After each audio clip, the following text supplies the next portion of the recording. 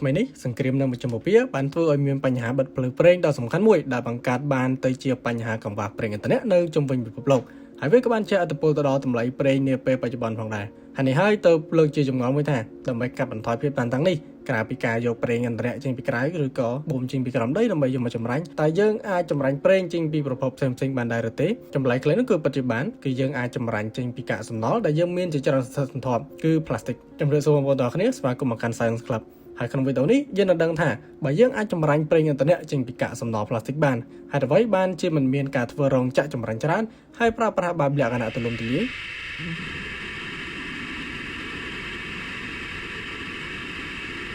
ការបំផ្លាញ plastic ទៅជាប្រេងឥន្ធនៈដែលជារឿយៗត្រូវបានគេហៅថាការកែច្នៃកម្រិតខ្ពស់ advanced recycling ឬការកែច្នៃបែបគីមី chemical recycling វាគឺជាវិធីសាស្ត្រនៃការបំបែកខ្សែច្រវាក់ polymer វែងៗទៅជា molecule hydrocarbon ខ្លីៗវាគឺជាការផ្លាស់ប្ដូរប្រេងរឹងដែលក្នុងនេះគឺជា plastic ឲ្យទៅជាប្រភេទប្រេងរាវ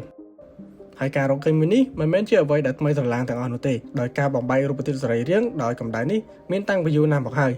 អ្នកវិទ្យាសាស្ត្របានរកឃើញថាការពិសោធន៍តាមគីមីវិទ្យាវាពិតជាអាចទៅរួចតាំងពីទសវត្សរ៍ឆ្នាំ1970មកម្លេះនៅក្នុងអំឡុងពេលវិបត្តិប្រេងឥន្ធនៈហើយវាបានក្លាយទៅជាមតិដែលគួរឲ្យចាប់អារម្មណ៍យ៉ាងខ្លាំងនៅផ្នែកពាណិជ្ជកម្មនិងបរិស្ថានក្នុងរយៈពេល20ឆ្នាំចុងក្រោយនេះដោយសារវិបត្តិសំណល់ប្លាស្ទិកសកលបានកើនឡើងតាមការពិសោធន៍និងស្រាវជ្រាវជាច្រើនលើកវិធីសាស្ត្រទូទៅបំផុតនិងសាមញ្ញបំផុតក្នុងការចម្រាញ់ប្រេងនេះហៅថា pyrolysis ដែលវាចាប់ផ្ដើមដោយការបំបែកកម្ដៅហៅថា thermal decomposition ដោយ plastic ត្រូវបានកិនឲ្យតូចៗរួចបញ្ចូលទៅក្នុងម៉ាស៊ីន reactor បន្ទាប់មកត្រូវបានដុតកម្ដៅរហូតដល់សីតុណ្ហភាពខ្ពស់ចន្លោះពី300អង្សាសេទៅដល់800អង្សាសេបន្ទាប់មកគឺការធ្វើឲ្យបរិយាកាសនៅក្នុង chamber របស់យើងគ្មានអុកស៊ីហ្សែនមានន័យថាដំណើរការនេះត្រូវធ្វើឡើងក្នុងលក្ខខណ្ឌដោយគ្មានអុកស៊ីហ្សែនដែលនេះគឺជាចំណុចសំខាន់ពីព្រោះវានឹងការពារកុំឲ្យ plastic ទាំងនោះឆេះដែលផ្ទុយទៅវិញកម្ដៅនេះនឹងធ្វើឲ្យ molecule ញ័ររហូតដល់ដាច់ចេញពីគ្នាហើយបំលែងទៅជាឧស្ម័នដំណាក់កាលចុងក្រោយនោះគឺការកកជាដុំ condensation ដោយឧស្ម័នត្រូវបានធ្វើឲ្យត្រជាក់ហើយបំលែងទៅជាអង្គធាតុរាវហើយជាលទ្ធផលយើងនឹងទទួលបានប្រេង pyrolysis ឬ pyrolysis oil ដែលអាចយកទៅចម្រាញ់ទៅជាសាំងឬម្សៅឬប្រេងកាតហើយនេះគ្រាន់តែជាវិធីសាស្ត្រសាមញ្ញមួយប៉ុណ្ណោះដែលការផលិតនិងចម្រាញ់ជាផលិតផលសម្រាប់ការប្រើប្រាស់រួមនិងការប្រើប្រាស់បែបពាណិជ្ជកម្មវាមានផលវិបាកនិងលក្ខណៈបច្ចេកទេសនិងបច្ចេកវិទ្យាស្មុគស្មាញជាងនេះទៅទៀតចំពោះទិន្នផលក្រោយការផលិតដែលទទួលបានជាចំណុចដ៏សំខាន់មួយដោយសារគ្រប់ប្រភេទនៃប្រេងឥន្ធនៈទាំងអស់ដែលបានចម្រាញ់ត្រូវមានលក្ខណៈទិន្នផលនិងចំហាយស្រោមស្រពទៅតាមស្តង់ដារលក្ខខណ្ឌនិងប្រភេទម៉ាស៊ីនដែលគេត្រូវដំណើរការឲ្យមានភាពរលូនល្អនិងធន់ដោយកត្តាទាំងនេះគឺអាស្រ័យទៅលើប្រភេទនៃកាកសំណល់ដែលយើងយកមកប្រើទី1គឺក្រុមប្លាស្ទិកដែលអាចផ្ដល់ផលខ្ពស់ប្រសិនបើអ្នកប្រើប្រាស់ប្លាស្ទិកប្រភេទ polyethylene ឬ polypropylene ដូចជាថង់ប្លាស្ទិកឬដបជ័រក្រាស់ៗនោះអ្នកនឹងទទួលបានប្រេងច្រើនបំផុតរហូតដល់ 90% នៃទម្ងន់ទី2គឺក្រុមសម្បកកង់ឡានសម្រាប់សម្បកកង់ឡានទិន្នផលប្រេងមានត្រឹមតែប្រហែលពាក់កណ្ដាលនៃទម្ងន់សរុបប៉ុណ្ណោះនេះគឺដោយសារតែសម្បកកង់មានផ្ទុកនៅសរសៃលួសនិងម្សៅកាបូនជាច្រើនទី3គឺក្រុមប្លាស្ទិកដែលគួរជៀសវាងប្លាស្ទិកប្រភេទ PVC និង PET ដូចជាដបទឹកសុទ្ធថ្លាមិនសូវផ្ដល់ជាផលប្រេងទេហើយថែមទាំងបង្កើតជាតិអាស៊ីតដែលអាចធ្វើឲ្យច្រេះស៊ីគ្រឿងម៉ាស៊ីន reactor និង condenser របស់យើងទៀតផង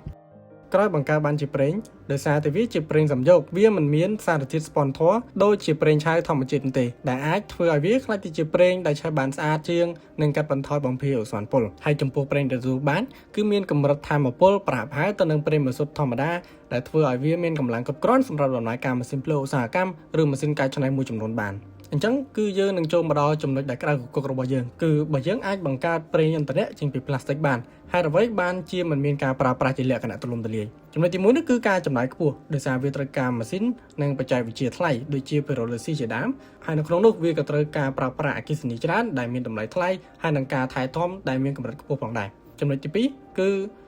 បច្ចេកវិទ្យារបស់យើងមានគឺមិនទាន់ពេញលេញដូចជាប្លាស្ទិកដែលយើងអាចប្រមូលបានគ្រប់ប្រភេទមិនអាចកែច្នៃបានស្មើគ្នានោះទេដែលយើងត្រូវការរៀបចំកាកសំណល់នោះជាមុនដែលវាមានភាពពិបាកនិងចំណាយពេលជាច្រើនចំណុចទី3គឺផលប៉ះពាល់បរិស្ថានដោយដំណើរការនៃការផលិតនេះគឺវានៅតែបញ្ចេញឧស្ម័នពុលជាច្រើននៅក្នុងបរិយាកាសបើសិនបើមិនមានការគ្រប់គ្រងបានល្អវានឹងធ្វើឲ្យមានផលប៉ះពាល់ដល់សុខភាពនិងបរិស្ថានជាខ្លាំង ចំណុចទី4គឺគុណភាពប្រេងមិនស្មើគ្នាគុណភាពប្រេងដែលទទួលបានមិនមានភាពជាប់លាប់មានន័យថាប្រេងនីមួយៗដែលចម្រាញ់ចេញមកគឺមិនមានគុណភាពដូចគ្នានោះទេដែលវាធ្វើឲ្យពិបាកនៅក្នុងការបញ្ចេញទៅទីផ្សារខាងក្រៅហើយវានឹងត្រូវការការកែច្នៃបន្ថែមមុននឹងអាចយកទៅប្រើប្រាស់ផងដែរ